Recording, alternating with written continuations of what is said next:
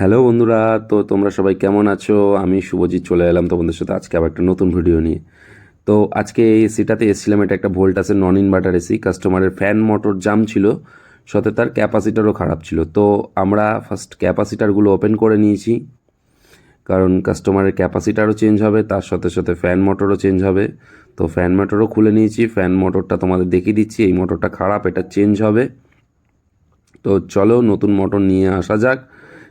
তো আমরা নতুন মোটর নিয়ে চলে এসেছি, এবার মেশিনে আমরা ফিটিং দেবো নতুন মোটর।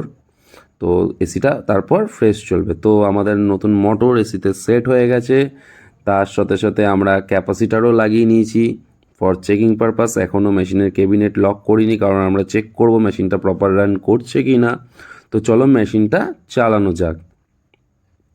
তো পাখা ফ্রিলি ঘুরছিল, তো মেশিনটা চালিয়ে দেখছি যে মেশিন একদম পারফেক্ট ঘুরছে। আমাদের টেস্ট রান ডান, খুব সুন্দর ঘুরছে। ভিডিওতে জানি না তোমরা কতটা ভালো বুঝতে পারছো, ভালোই ঘুরছে। তো মেশিনে আমাদের ফিটিংস হয়ে গেছে, কাস্টমার আমাদের একটু টি ব্রেক দিয়েছে, তো আমরা চা খেতে খেতে দেখে নিচ্ছিলাম। মেশিন খুব সুন্দর চলছে। থ্যাংক ইউ বন্ধুরা সাথে থাকার জন্য, থ্যাংক ইউ সো